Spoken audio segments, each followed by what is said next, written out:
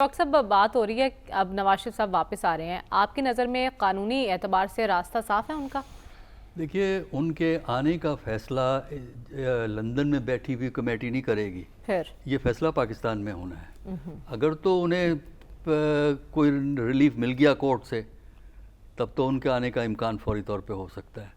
اگر ریلیف نہیں ملتا، کیونکہ ان کی سچویشن ہم سب کو پتہ ہے، تو پھر میرا خیال ہے آنے کا امکان فوری طور پہ نہیں ہوگا۔ لہذا جو چیز ڈیسائیڈ کرے گی وہ پاکستان کے اندر کی ڈیولپمنٹ ہے، لندن کی ڈیولپمنٹ سے کوئی فیصلہ نہیں ہوگا، یہاں کا فیصلہ ہوگا۔ پھر ایک اور دو تین چیزیں ذرا آپ ذہن میں رکھیے کہ ابھی سے ہم بات نہیں کر سکتے، کہتے ہیں جی الیکشن، کچھ لوگ کہہ رہے ہیں کہ الیکشن فروری میں ہوں گے، ہمیں نہیں پتا کہ پاکستان کے حالات جو ہیں 3 مہینے 4 مہینے کے بعد کیا ہوں گے، الیکشن ہوں گے نہیں ہوں گے، کیا ہوگا، کون کس کی انگلی پکڑے ہوئے ہوگا اور کون کس کو انگلی پیش کر رہا ہوگا، یہ بھی ایک مسئلہ ہے۔ لہٰذا پاکستان کے پالیٹکس کے کانٹیکسٹ میں ہم نہیں کہہ سکتے کہ 3 مہینے کے بعد کیا ہوگا، ایک تو اس بات کا خیال رکھے۔ دوسرا جو ہے کہ یہ جو 16 منتھس کی گورنمنٹ ہے یہ نواز شریف صاحب کے لیے لائبلٹی رہے گی۔ اب یہ آپ کو کسی اینگل سے بھی دیکھ لیں لائبلٹی رہے گی، اس کو جسٹیفائی کرنا اتنا آسان نہیں ہے۔ تیسرا فیکٹر جو سمجھنا ضروری ہے وہ یہ ہے کہ آپ یہ دیکھیں کہ ایک بڑی خوشی کا اظہار پی ایم ایل این کر رہی ہے، پی پی پی بھی کر رہی ہے ایک لحاظ سے، اور وہ اس حساب سے پی ایم ایل این پہ کرٹیسزم بھی کر رہی ہے۔ وجہ یہ ہے کہ یہ ساری باتیں، چاہے پی پی پی کا کرٹیسزم ہے پی ایم ایل این کا، یا پی ایم ایل این کی طرف سے خوشی کا اظہار ہے، اس کا دار و مدار اس پہ ہے کہ جو پی ٹی آئی ہے اس کو تالے میں رکھا ہوگا، وہ تالے میں ہوگی، لہٰذا اس کی وجہ سے وہ سمجھتے ہیں کہ گراؤنڈ خالی ہے۔ اسی لیے جو پی پی پی ہے وہ بھی یہ سمجھتی ہے کہ اس کا مقابلہ پی ایم ایل این سے ہے، پی ٹی آئی سے نہیں ہے، وہ ان کا خیال یہ ہے کہ وہ انڈر لاک اینڈ کی رہے گی۔ تو پرابلم صرف یہ ہے کہ ہمیں نہیں معلوم کہ پاکستان کی سچویشن کیا ہوگی، کون تالے میں ہوگا اور کون تالے کے باہر ہوگا فروری کے اندر اگر الیکشن ہوئے، اور ہمیں نہیں پتا کہ فروری میں الیکشن ہوں گے۔ اس لیے کہ پاکستان، میں نے بار بار اس پروگرام میں کہا کہ پاکستان کے حالات کے بارے میں آپ 2-2.5 مہینے سے آگے پریڈکشن نہیں کر سکتے، اور پاکستان کی سب سے بڑی بدقسمتی یہی ہے کہ جہاں انسرٹینٹی ہو، جہاں آپ یہ نہ کہہ سکیں کہ کل کیا ہوگا، وہاں کی اقتصادیات بہتر نہیں ہو سکتی۔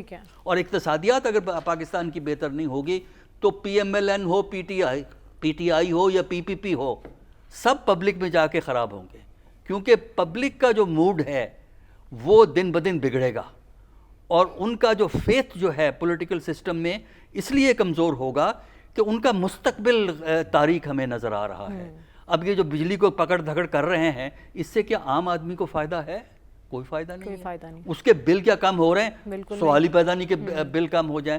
تو اس لیے میں سمجھتا ہوں کہ حکومت ایک انداز میں چل رہی ہے، وہ ایک اپنے حساب سے چل رہی ہے، پارٹیاں اپنے حساب سے چل رہی ہیں، عوام بیچاری درمیان میں پریشان حال بیٹھی ہے، اور یہی عوام جو ہے آپ کو معلوم نہیں کہ اس کا بیہیویئر 2 مہینے کے بعد کیا ہوگا، کیا رد عمل آ سکتا ہے اس کی جانب۔ ڈاکٹر صاحب آپ کی نظر میں آنے والے دنوں میں پاکستانی سیاست کے منظرنامے میں نواز شریف کا کردار کیا ہوگا؟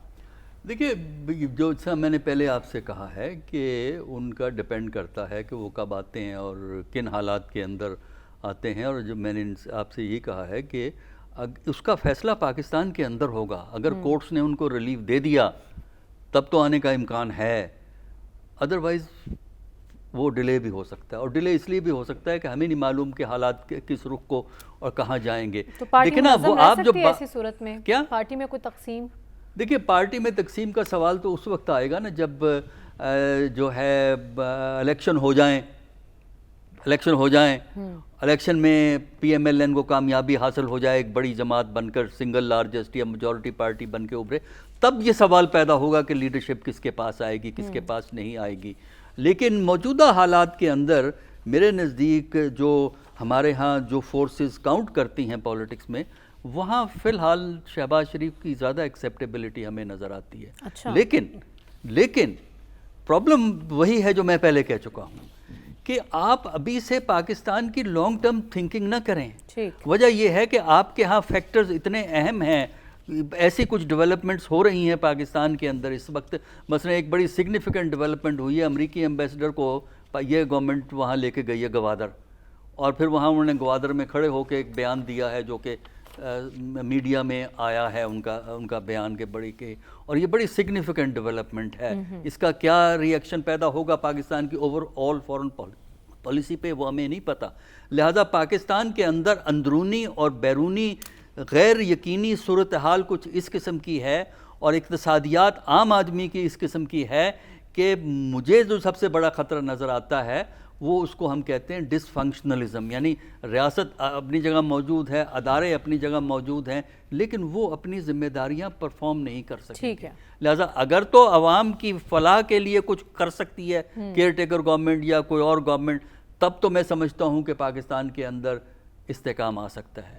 لیکن اگر عوام کو بائی پاس کر کے اوپر گیم ہوگی یا دائیں گیم ہوگی یا بائیں گیم ہوگی, تو پھر وہ گیم زیادہ دیر نہیں چل سکے گی پاکستان. ٹھیک ہے ڈاکٹر صاحب, ان کے آنے کے بعد وہ تاثر ختم ہو جائے گا؟ یہ تو وقت فیصلہ کرے گا. دیکھیے بات یہ ہے کہ اس سے پہلے جو چیف جسٹس تھے بندیال صاحب, اس زمانے میں ہم نے یہ دیکھا کہ جو اب چیف جسٹس ہوئے ہیں انہوں نے اپنی جو ہے ایک یونیکنیس کو قائم رکھا. علیحدہ رہے بہت, یا رکھا گیا ان کو یا رہے, لیکن یہ ہے کہ وہ کچھ باتوں سے ڈس ایگری کرتے رہے ہیں. تو اب دیکھنا یہ ہے کہ کس طریقے سے نئی قیادت کے ماتحت یہ سپریم کورٹ پچھلے سپریم کورٹ سے ڈیفرنٹ ہوگا. پہلا تو چیلنج یہ ہے. دوسرا یہ ہے کہ ہم ان سے ایکسپیکٹ کرتے ہیں کہ یہ جو اس وقت مسائل ہیں ان کو پراپرلی ان کو ہینڈل کریں گے کانسٹیٹیوشن کے مطابق, کیونکہ ان کا ایک یونیک فیچر ہے قاضی فیض عیسیٰ صاحب کا. وہ پاکستان کی جوڈیشل ہسٹری میں دوسرے شخص ہیں جو بار سے براہ راست چیف جسٹس اپوائنٹ ہوئے تھے بلوچستان ہائی کورٹ کے. اس سے پہلے 1962 میں منظور قادر صاحب کو ایوب خان نے ویسٹ پاکستان ہائی کورٹ کا چیف جسٹس اپوائنٹ کیا تھا. وہ بار میں تھے, وکیل تھے, بہت اعلیٰ پائے کے وکیل تھے. کانسٹیٹیوشن 62 کا بنانے میں ان کا کردار ہے. وہ بھی براہ راست چیف جسٹس ہوئے تھے, لیکن انہوں نے پھر 63 میں ریزائن کر دیا تھا کیونکہ ان کچھ مسائل تھے کورٹس کے اندر. وہ اب ڈفرینٹ سٹوری ہے. تو ہم یہ ایکسپیکٹ کرتے ہیں کہ اس ڈسٹنکشن کی وجہ سے بھی قاضی فائز عیسیٰ جو ہیں وہ سب سے پہلے اس بات پہ غور کریں گے کہ پاکستان کے اندر پچھلے ہم کوئی 1 سال سے جو فنڈامنٹل رائٹس, سول اور پولیٹیکل رائٹس جو ہمارا کانسٹیٹیوشن دیتا ہے وہ کھلم کھلا وائلیٹ ہو رہے ہیں. اب آپ دیکھیے پاکستان کی تاریخ میں یہ بڑے کم ملتا ہے علاوہ مارشل لاء کے پیریڈوں میں کہ لوگ جیلوں میں ہیں لیکن مقدمے نہیں چل رہے.